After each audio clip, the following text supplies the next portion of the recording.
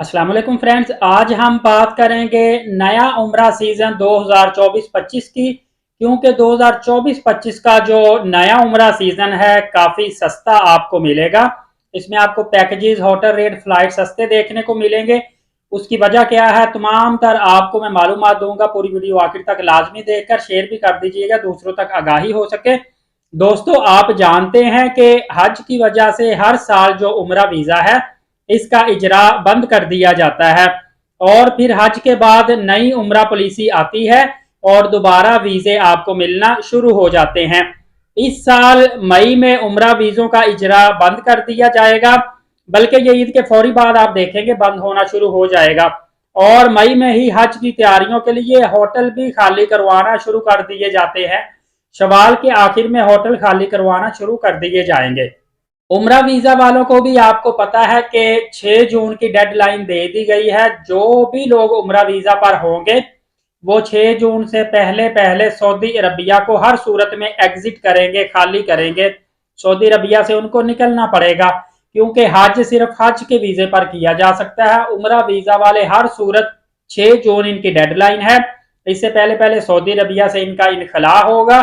जो बंदा चोरी छुपे सऊदी अरबिया में मौजूद रहेगा वो लाइफ टाइम बैन हो सकता है, उसको जेल और जुर्माना भी हो सकता है। और जिन्होंने जिस एजेंसी ने वीजा जारी किया होगा उनको भी जुर्माना होगा। इस साल नई जो उम्रा पॉलिसी है, उम्मीद की जा रही है कि 25 जुल्हज तक आ जाएगी और वीजे भी लगना शुरू हो जाएंगे।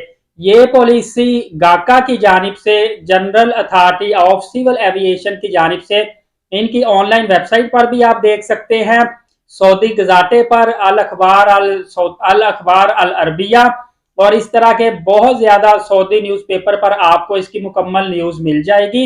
और यकम मुहर्रमुल हराम के फौरी बाद से फ्लाइट ऑपरेशन का आगाज जारी कर दिया जाएगा।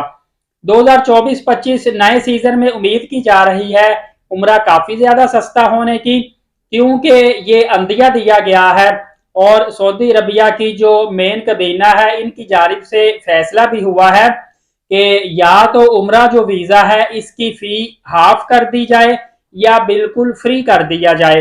क्योंकि काफी साल पहले उम्रा वीजा बिल्कुल फ्री था, उसके बाद इन्होंने कुछ साल पहले 25,000 रुपए पाकिस्तानी करेंसी में फी रखी थी। इंडियन करेंसी में तकरीबन 5-6 हजार रुपए थी। इस वक्त इंडियन करेंसी में 12,500-13 हजार रुपए फी है, जबकि पाकिस्तानी करेंसी में देखा जाए तो 42-45 हजार रुपए का उम्रा वीजा लग रहा है। बल्कि जब 85 रुपीज का रियाल था पाकिस्तानी, तब ये 45,000 48,000 में वीजा लगता था। अभी 40,000 तक आ चुका है, क्योंकि अभी 74 रुपीज का रियाल हो चुका है।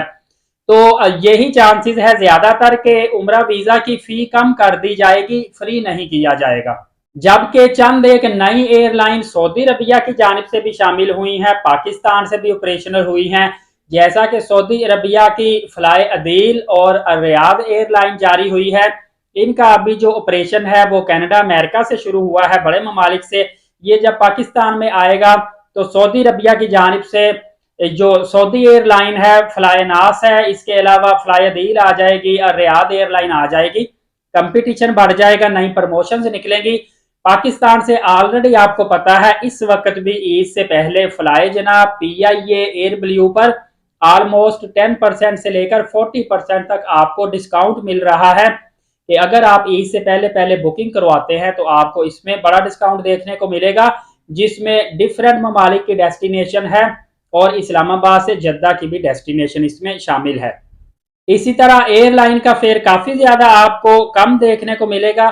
खवातीन की महरम की शर्त लेकर काफी ज्यादा लोग ये कहते हैं कि महरम का साथ होना जरूरी है, जबकि सऊदी अरबिया कहता है कि इन्होंने अपने बहुत बड़े बड़े उलमा कराम से फतवा लेकर फिर खवातीन के लिए महरम की शर्त खत्म की है कि खवातीन अकेले भी उम्रा की अदायगी के लिए जा सकती हैं।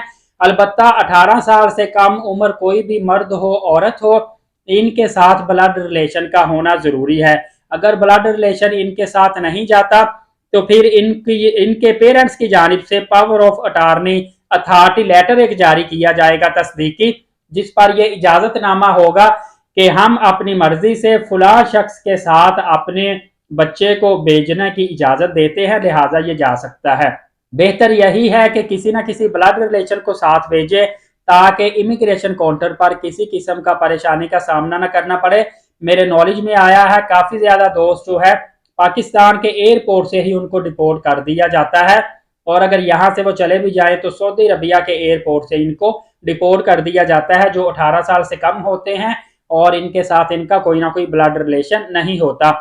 इसी तरह हज सीजन में होटल वालों का कहना है, काफी ज्यादा मेरे जो दोस्त जिन्होंने सऊदी अरबिया में होटल कॉन्ट्रैक्ट पे लिए हुए हैं, पूरा होटल कॉन्ट्रैक्ट पे नहीं लिया होता, 2 फ्लोर 4 फ्लोर लिए होते हैं।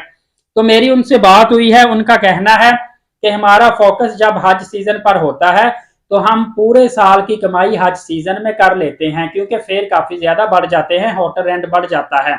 तो उसके बाद ये दोस्त बोलते हैं कि हम उम्रा ज़ायरीन जो नया सीजन इनके लिए नरम गोशा रखते हैं, होटल का फेयर बहुत ज्यादा कम कर देते हैं। लिहाजा जैसे ही नया उम्रा सीजन शुरू होगा, होटल के किरायों में भी बहुत ज्यादा नुमाया कमी आपको देखने को मिलेगी। लिहाजा एक तो वीजा में कमी मिलेगी, सेकंड नंबर पे फ्लाइट रेट्स, थर्ड नंबर पे होटल रेट्स। तो इंशाल्लाह अज़्ज़ा वजल 2023-24 की निस्बत 2024 और 25 में उम्रा सीजन आपको काफी ज्यादा सस्ता देखने को मिलेगा। जो लोग जिनके पास बजट कम होता है, या जो लोग नॉन अफोर्डेबल होते हैं, अनअफोर्डेबल जिनके पास पैसों की काफी कमी होती है, वो लोग थोड़ा सा वेट कर सकते हैं और वो नए उम्रा सीजन के लिए अभी से तैयारी जारी करें। सस्ता तरीन इंशाल्लाह अज़्ज़ा वजल उम्रा सीजन आएगा और तमाम लोग अल्लाह और अल्लाह के रसूल के घर की जियारत करेंगे। बाकी एक दो क्वेश्चन ऐसे थे जो दोस्त जानना चाहते थे कि हम ट्रैवल इंश्योरेंस कैसे करवाएं।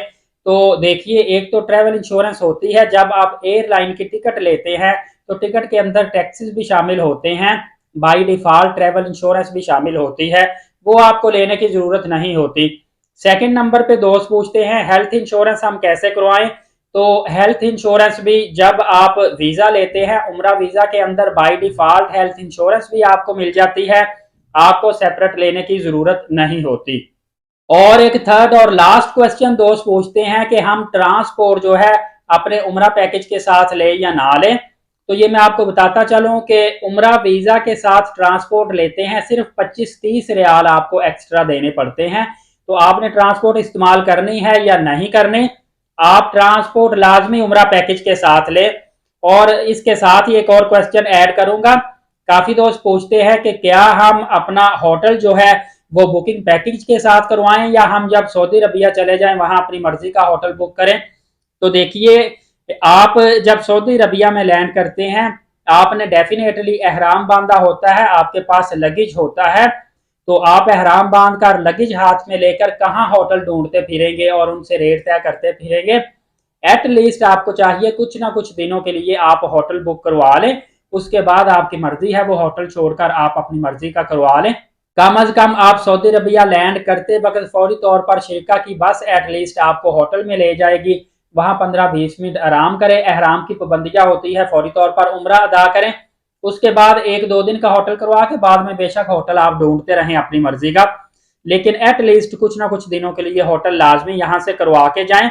और पीक सीजन में आपने मुकम्मल होटल का पैकेज लाजमी लेना होता है, क्योंकि पीक सीजन में आपको वहां पे होटल नहीं मिलता, अगर मिल भी जाता है तो पूरा रूम आपको बुक करवाना पड़ता है, और अगर आप सिर्फ 1 या 2 फर्द होंगे तो आपको वो एक्सपेंसिव पड़ेगा और आपको सिंगल बेड नहीं मिलेगा। सिंगल बेड उस सूरत में मिलता है जब ऑफ सीजन होता है, रश कम होता है। मैं आपको ये भी बता देता हूं कि पीक सीजन होता है मुहर्रमुल हराम के बिल्कुल स्टार्ट पे एकदम से रश बढ़ता है, क्योंकि तकरीबन 1.5-2 माह तक हज की वजह से उम्रा रुका होता है। इसके बाद रबीउल अव्वल में पीक सीजन आता है और फिर सबसे बड़ा पीक सीजन रमजानुल मुबारक में आता है।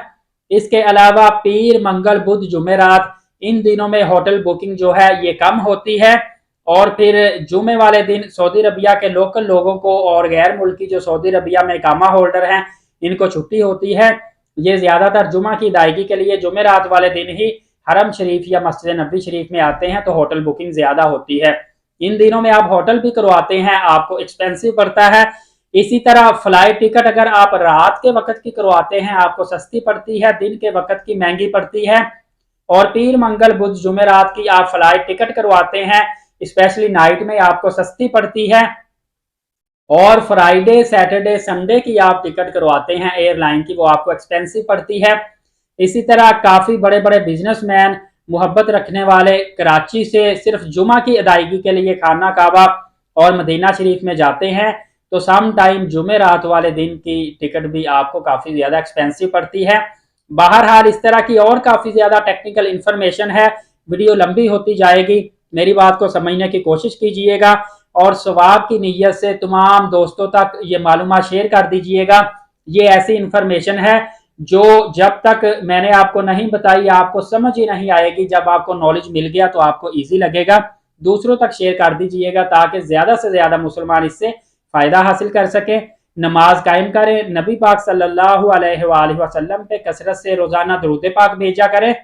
एलीट साकिब यूट्यूब चैनल को लाजमी सब्सक्राइब करके बेल नोटिफिकेशन को ऑल रखें ताकि तमाम तर अपडेट्स आपको मिलती रहे। इंशाल्लाह अगली वीडियो में मिलेंगे। हाफिज मोहम्मद साकिब को लाहौर पाकिस्तान से इजाज़त दीजिए। अपना बहुत सारा ख्याल रखिएगा और इस चैनल का भी ख्याल लाजमी रखिएगा। बहुत शुक्रिया। अल्लाह हाफ़िज़।